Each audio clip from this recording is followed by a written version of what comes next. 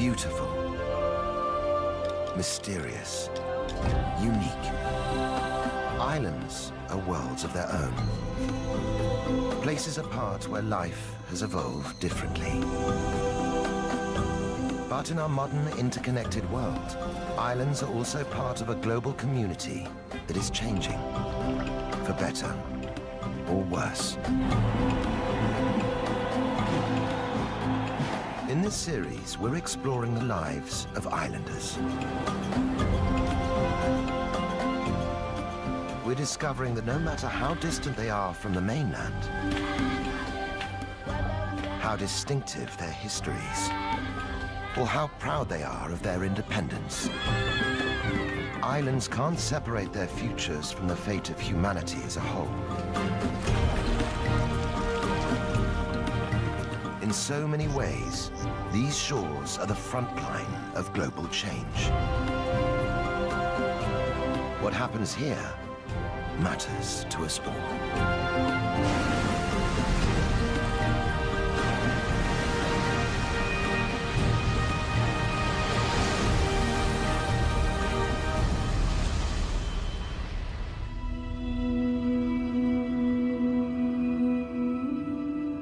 Just south of the equator, off the East African coast, is the archipelago of Zanzibar.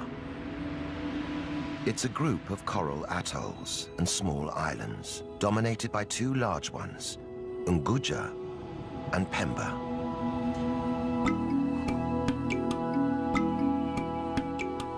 Today, Zanzibar is home to 1 million Swahili people.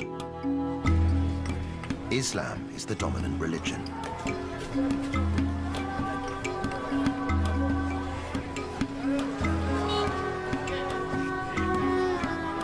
But over the centuries, these islands have known many cultures and customs.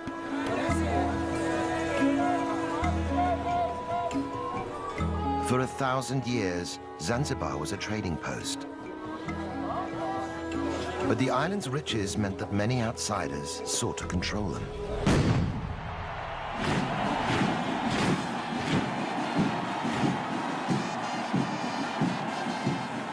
For hundreds of years, Zanzibaris have had to march to the beat of someone else's drum. Each new occupying force left its mark on the islands and their people. By the 1960s, ethnic tensions erupted in violence and death.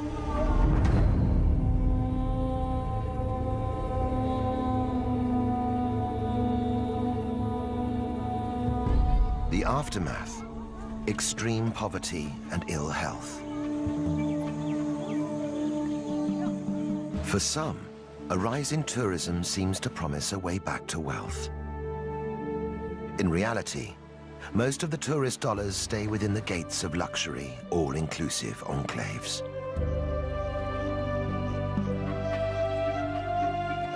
But across the archipelago, signs of change are appearing. From the wreckage of their past, people are building hope for the future.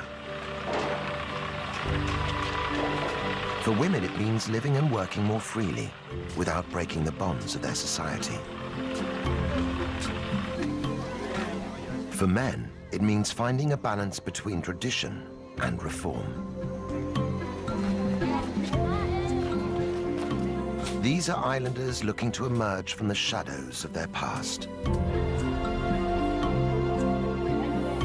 For the first time in centuries, they're in charge of their own destiny.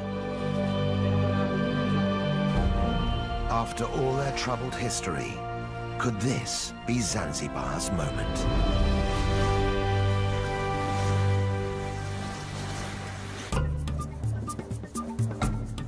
Zanzibar City in western Unguja is the archipelago's capital. It's home to 200,000 people. Their modern lives play out against a backdrop colored by rich layers of history. New trade sits alongside the old crafts.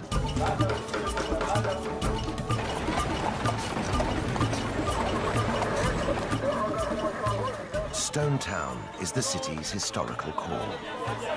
Once it was the vibrant capital of an Arab trading empire, but today only traces of its wealth remain. On the outskirts is Michinzani, the new town. Its sprawling settlements clearly mark the divide between ancient and modern.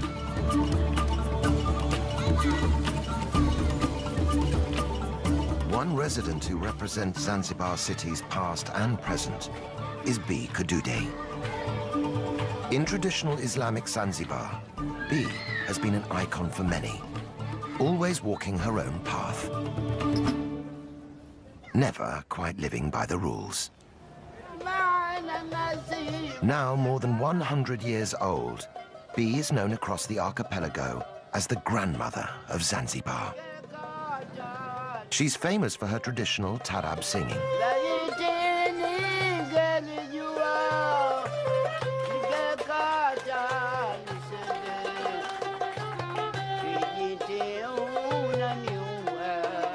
Despite her age, B still performs regularly. The fusion of Arabic rhythms and Swahili poetry is a reminder of Zanzibar's exotic history.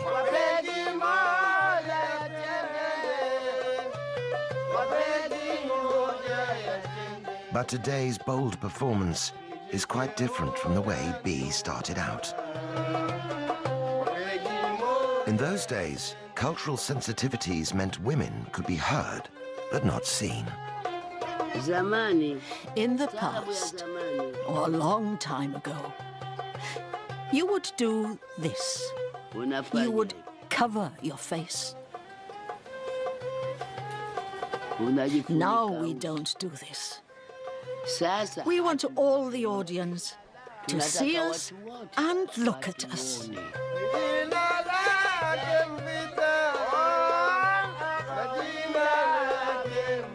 Those early concerts were much more than just entertainment. The songs were a means of social commentary. In the song Kijiti, B sings of a miscarriage of justice and the murder of a pregnant woman.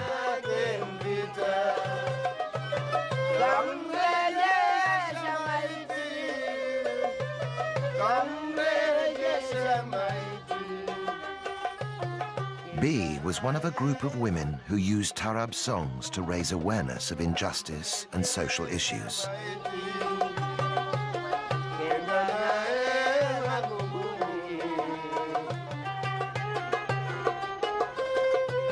A century after Kijiti was written, women in Zanzibar still don't have the same rights as men. They're expected to obey their husbands and fathers. In public, they're supposed to cover up and behave discreetly. But on special occasions and behind closed doors, everything changes.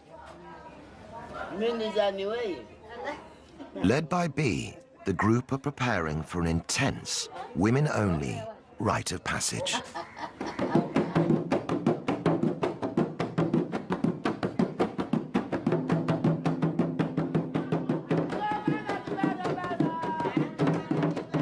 This normally secretive ritual, known as Inyago, is rarely seen by the outside world. For the young girl at its center, this initiation into womanhood is a vital preparation for married life.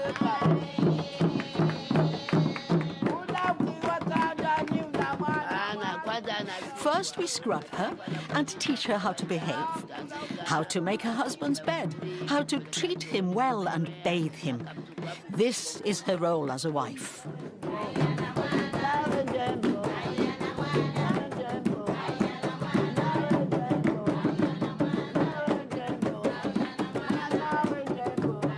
The women use the rhythm of B's drum to teach the bride how to pleasure her husband.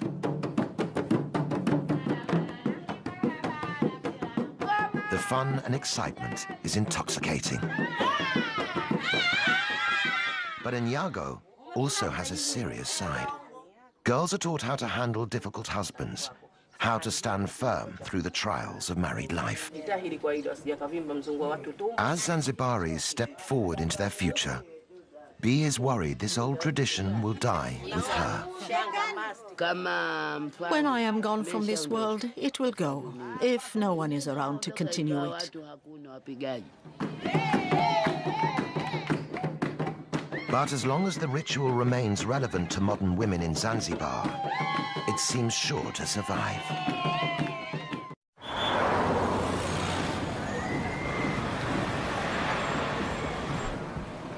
Today is January the 12th.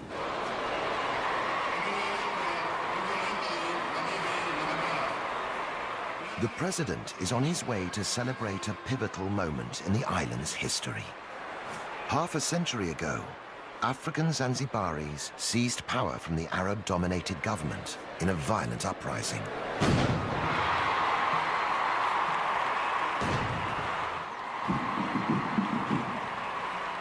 For thousands of spectators, this is a chance to see their armed forces in full display.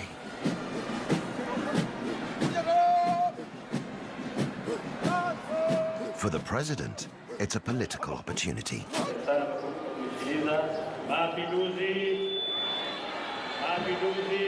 But the route to these Revolution Day festivities began over 300 years ago.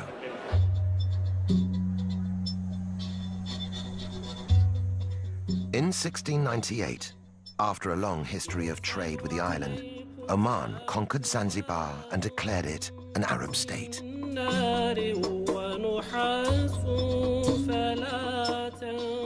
Under Omani rule, the archipelago grew into a powerful commercial hub.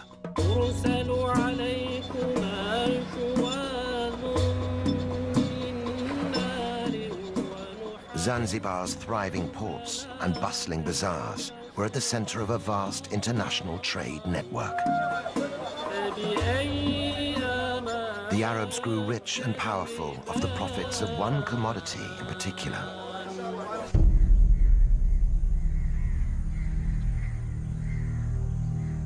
Slaves.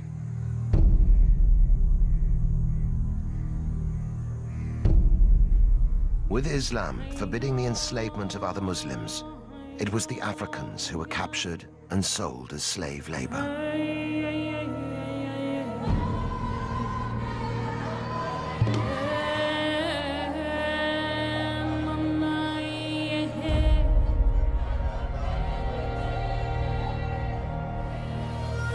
Kept for long days in hot, cramped holding cells, many died before ever reaching their destination.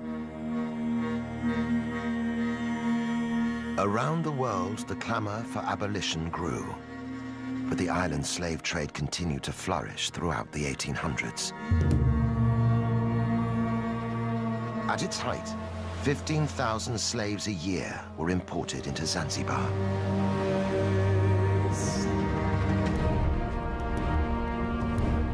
The Arab elite used African slaves to fuel an explosion in clove farming. Zanzibar became known around the world as the Spice Islands. Even after the trade was legally abolished in 1873, slavery continued on the islands for another generation. By the start of the 20th century, the archipelago was firmly divided along ethnic lines. Arabs remained the ruling elite. They possessed most of the land and wealth. By comparison, the Africans had little. Finally, racial tensions boiled over.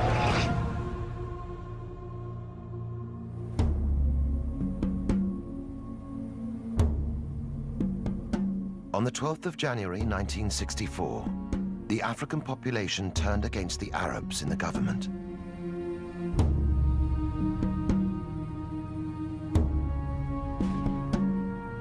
The revolutionaries went on the rampage. In a single day, 17,000 Arabs and other ethnic minorities were murdered. On the day of the revolution, by 6 o'clock, the Sultan and his family had already fled in their ships. So many were murdered, just out of anger and hatred. It was a genocide that went largely unreported around the world.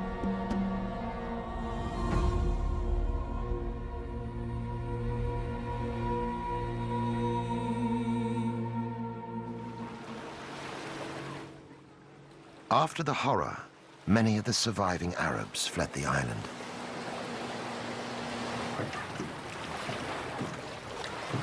Those who stayed, like Abdallah Nasser Abdallah, had their property confiscated and lived in daily fear.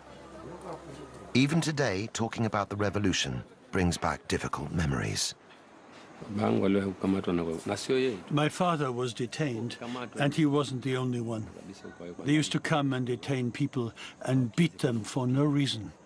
People fled because of this.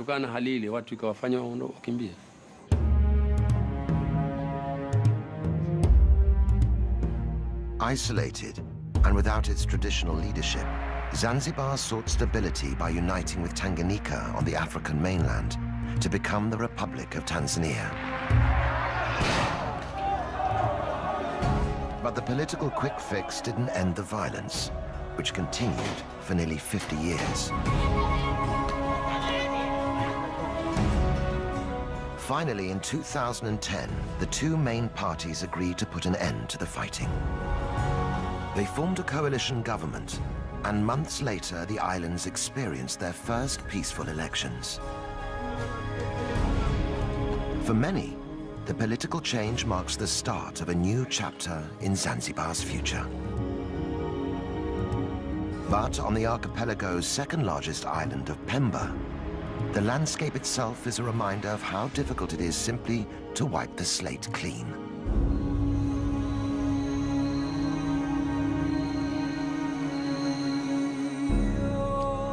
For clove farmer Abdallah, the 1964 uprising caused a sharp decline in the island's spice industry. Until then, most of Pemba Island was owned by Arabs, who used its fertile farmland to become the world's leading producer of cloves. Widely used in cooking and perfumes, the dried flower buds allowed Zanzibar's economy to flourish. After the revolution, Arab land was seized and redistributed to African islanders. But many of the new tenants neglected the farms. Thousands of Pemba's clove trees withered and died.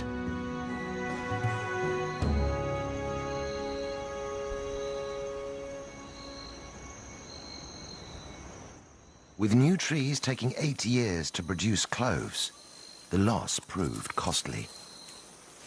In the months after the revolution, clove production in Zanzibar dropped by 95%.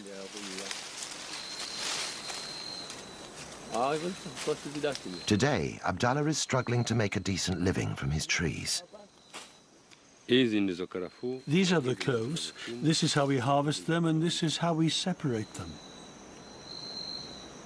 But even a good harvest doesn't guarantee good profits.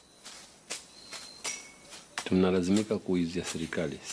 are forced to sell our cloves to the government. We don't have any other choice. We can't sell to outsiders.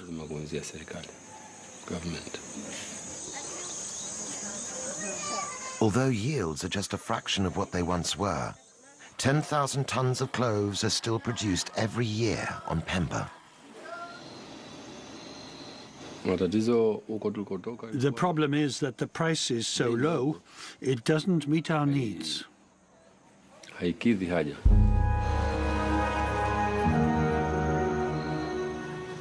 The Zanzibar State Trading Corporation pays the clove producers less than half the market rate. The low price makes it a real struggle for Abdallah to make ends meet for his family. For other, less scrupulous farmers, it means turning to the black market. I've never smuggled myself, so I don't know the price. But other people are smuggling cloves to Kenya across the ocean.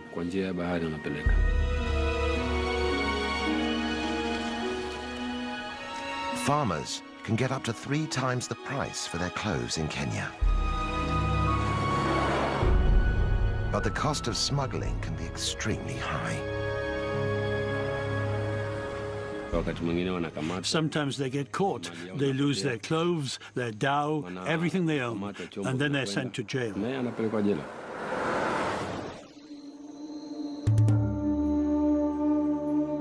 Once key to Zanzibar's wealth, now the clove industry is struggling to survive. All the same, for farmers like Abdallah, the new politics offer the prospect of a brighter future. It seems like a new beginning here. The coalition government are trying to build a new Zanzibar. So not just for me, but for many people, things will get better, God willing.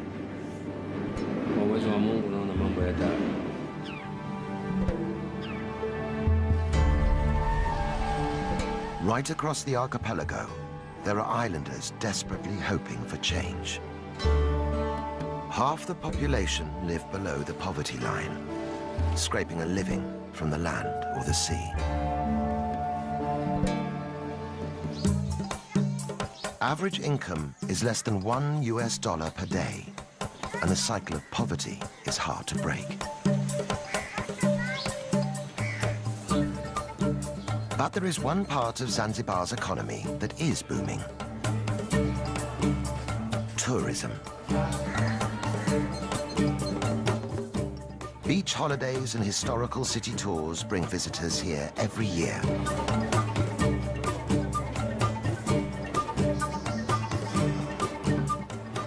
The rapid growth of tourism is bringing new jobs and opportunities.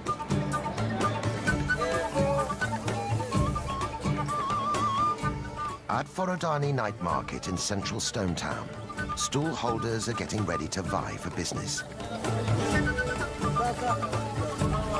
As the sun goes down, the air is filled with the tempting aromas of skewered fish and fresh kebabs.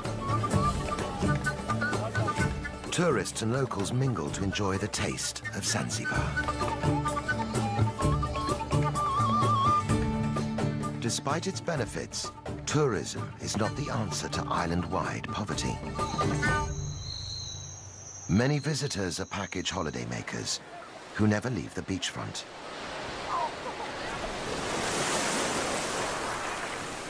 Very little of the money spent inside the big resorts ever reaches local Zanzibaris.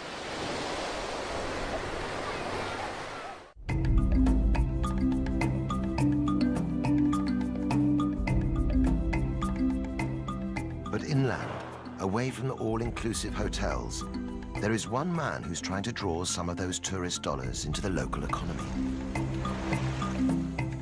Mustafa Makame is from Jendele village in southern Unguja. He runs tours that give visitors a rare insight into the real Zanzibar, showing how life in his village has developed in harmony with the local environment. Hidden in the dense undergrowth of the Ufufuma forest are a series of caves used for sacred rituals.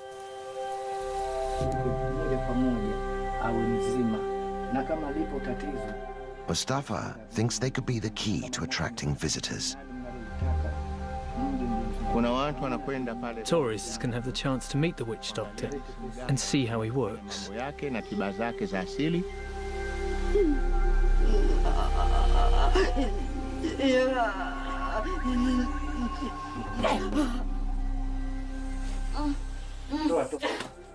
Generations of distressed Jendele villagers have come here seeking help.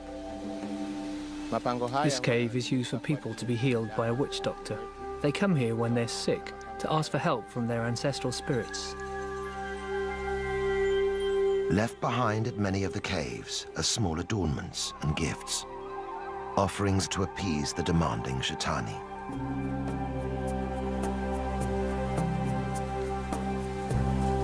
And the ancestral spirits aren't the only residents of the forest.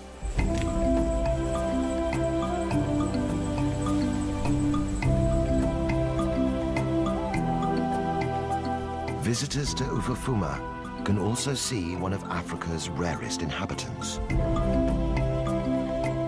Kirk's red colobus monkeys are an endangered species, only to be found here in Zanzibar.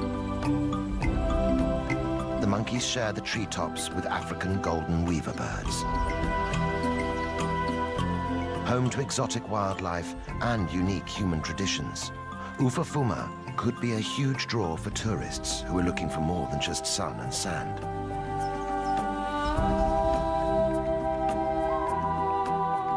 Already, Mustafa's scheme is generating vital income and bringing real improvements to life in his village. We use the money raised from tourism to support our community as much as we can. For example, we've helped provide electricity for Jendele village.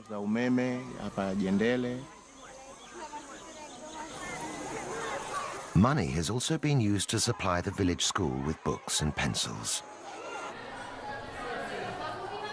These free provisions can make all the difference as local families weigh up the benefits of education for their children. But even though the income they bring is valuable, visitor numbers to the forest are still disappointingly small. The truth is that right now, we're only getting maybe 20 to 25 tourists in a whole year. We just don't have the ability to advertise outside of Zanzibar. To really get his tours off the ground, Mustafa needs the support of the major players in Zanzibar's tourism industry. We would like the big hoteliers to send us guests, and in turn our community will become well known in our country. One day, we hope, we'll get many more tourists to come.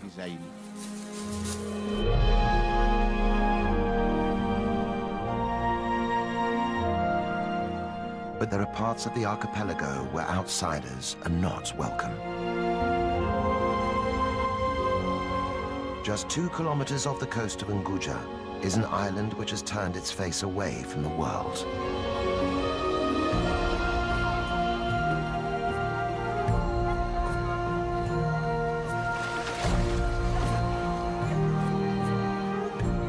Once, Tumbatu ruled the whole of Zanzibar as its capital.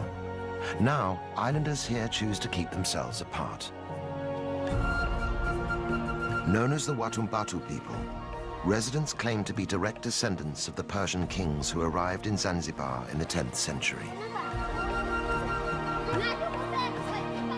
Today, they are proudly independent people, notorious for discouraging visitors.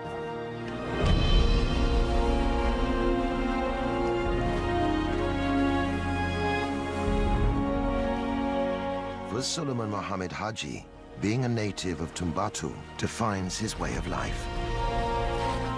Every day, he goes out in his Ngalawa, or Swahili canoe, to fish for a living.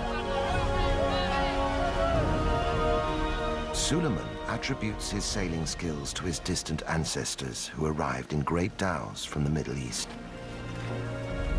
Tumbatu Islanders still have a reputation as the finest sailors on the East African coast. But Suleiman's Ngalawa is too small to sail in deep waters, and in the heavily fished areas around Tumbatu, even the best sailing skills don't guarantee a good catch.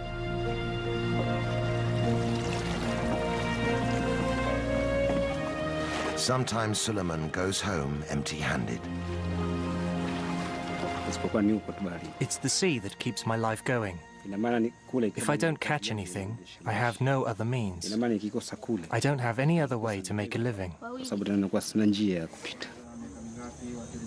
With a large family to support, Suleiman is under daily pressure to provide.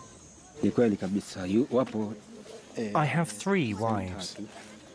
These days, my first and eldest wife helps on the farmland. My second and third wives are doing the housework. They also look after the young children. And Suleiman's situation isn't unusual. Jongoe is one of the island's 2 villages and home to 4,000 people. Islanders live from hand to mouth. There's no paid employment. Life is tough, but villagers are united by a deep pride in their culture and history. At the heart of their island legacy is faith.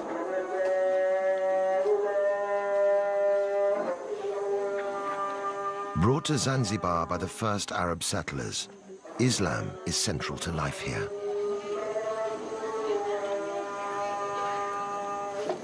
Watumbatu people are devout Muslims. Following Islamic practice, they purify themselves before praying 5 times a day.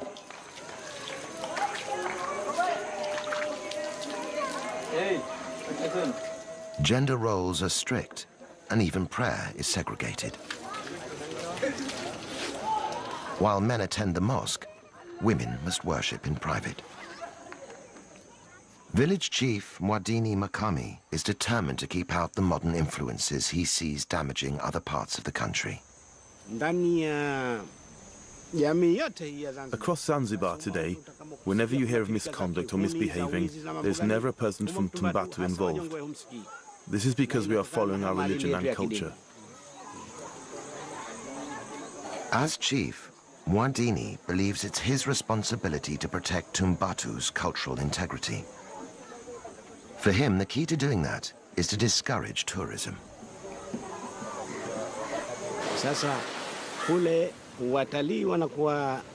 The tourists go swimming in the sea, and then they lie on the beach with just their swimming costumes on. Eventually, you see the villagers mimicking their behavior, and that's why I'm afraid of tourism. But while the cultural cost of tourism may be high, the price of keeping it out could be even greater. Tumbatu is one of the poorest regions in the whole of Zanzibar. Islanders only have access to the most basic healthcare. At the run-down local hospital, treatment is limited to paracetamol.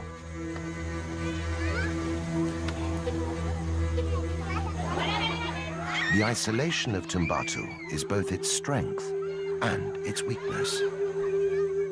Soon, islanders will have to decide if the cost of maintaining it is simply too high.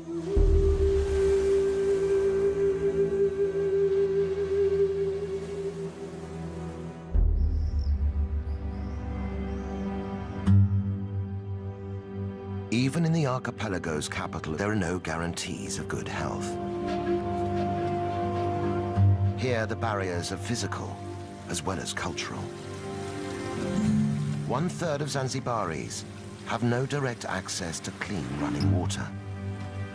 Some can collect supplies from community standpipes, but getting it home can be a challenge.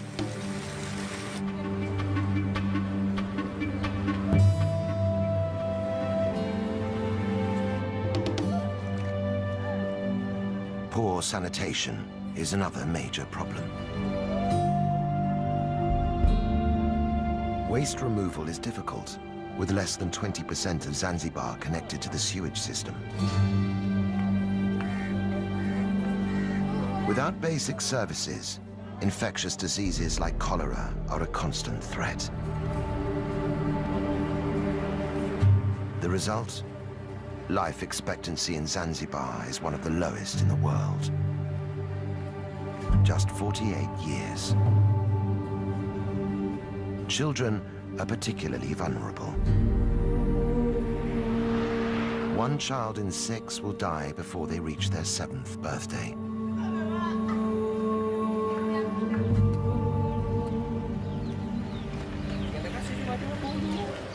In the southeastern corner of Unguja, a small team of people is trying to improve the odds for Zanzibar's children. Makunduchi is one of only 3 hospitals on the whole island. But it boasts a brand new clinic for mothers and babies, and already it's saving lives. For hospital manager Zainab Othman, the challenges in providing better health care are daunting. The government's trying to build new hospital facilities all over Zanzibar, but the problem is the lack of skilled staff.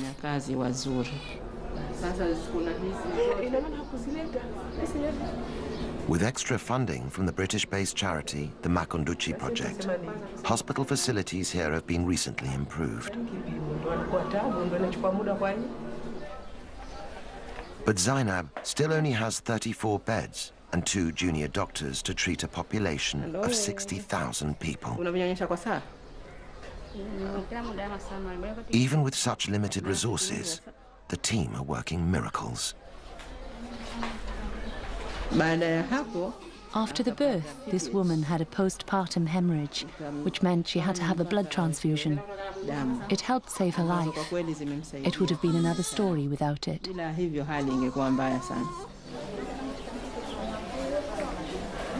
As a mother of 3 and a trained midwife, Zainab is passionate about getting modern medical support for pregnant women.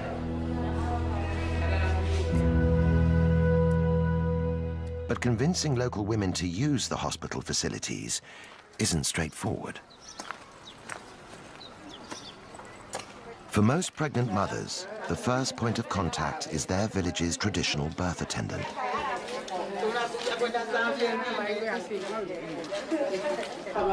These women are experienced at assisting labor, but they're not formally trained like a midwife. Traditional birth attendants are very important in our communities, and we must work hand in hand with them. We can help improve their skills and their knowledge so they can work more effectively and give safe advice.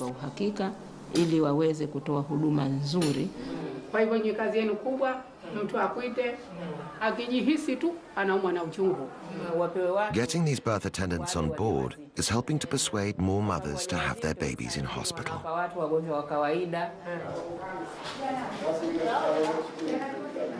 But it's not only the traditional birth attendants that Zainab must work alongside. To win over the whole community, she must also get on board the shehas, the village leaders. As a woman working in a man's world, the task isn't easy. In Zanzibar, a woman's place has traditionally been in the home.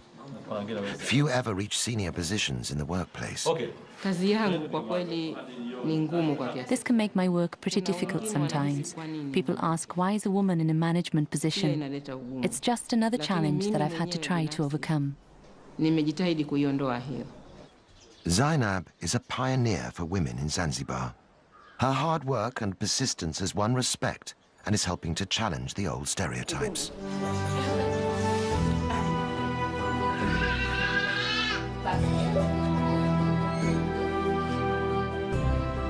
It is these small-scale changes in attitudes and public services that are marking the birth of a new era for Zanzibar.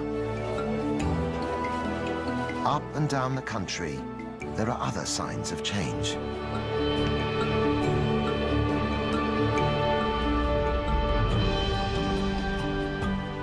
Just a generation ago, a female football team would have been unthinkable. Now, the Women's Fighters Football Club have won the right to play on their own terms. When they tackle men's teams, there's a feeling that there's more than just the game at stake. They are part of a new generation, fighting for a better deal for women in Zanzibar. And the revolution isn't limited to sport.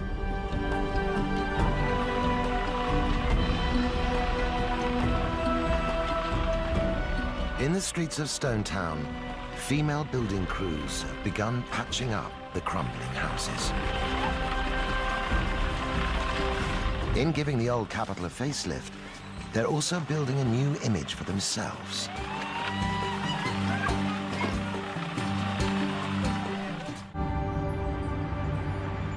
In the seaside village of Kidoti, in northern Unguja, women don't work just to prove a point. They have to work just to survive. I have 8 children. Their father died, and they have only me left.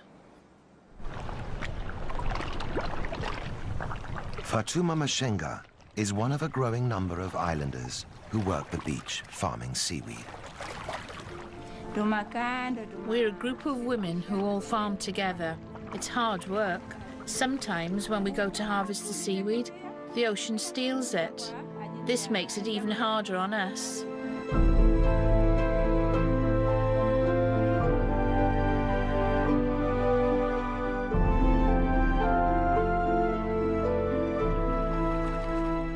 Known locally as moani, the seaweed is valued for its gel. It's used in cosmetics, medicines, and even ice cream. But it's not just a question of picking what's there. The crop has to be trained and cultivated. I go all along the rope, tying the seaweed on until I reach the end. When that's done, I wait for the tide to come in before I go home. It takes 3 months before the newly planted seaweed is ready to harvest. Working every day, women can gather 700 kilograms of fresh seaweed a year. But harvesting is just the beginning.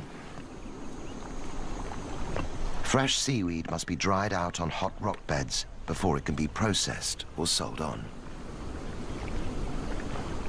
In the fierce sun, it's back-breaking work.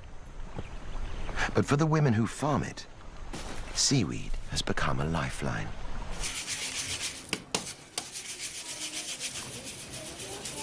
As a widow, Fatuma's income is the only means she has to sustain her family.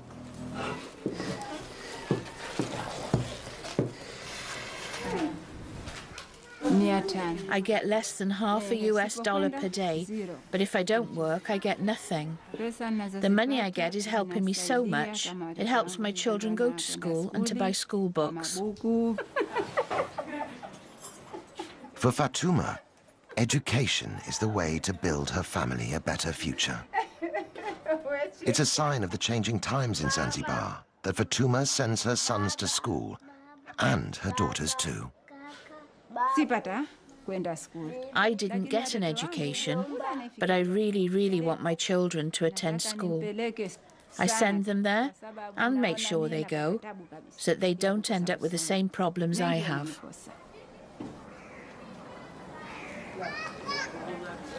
The profits are small, but Fatuma and her friends feel empowered by the money they're making.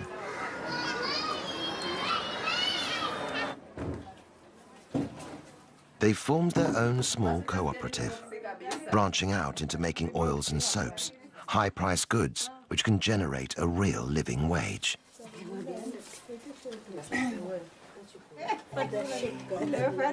As traditional exports decline, it is women like Fatuma who are building the foundations of a new economy for Zanzibar. And with it, they're revolutionizing their place in society.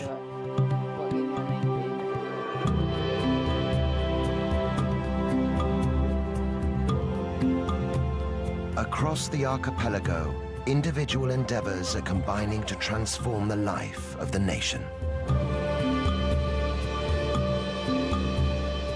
They're pushing Zanzibar into a new phase of development, socially and politically.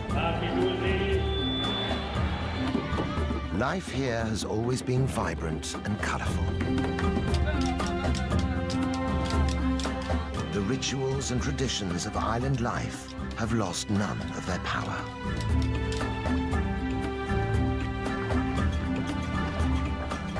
And now, there is a brighter future to imagine and reach for.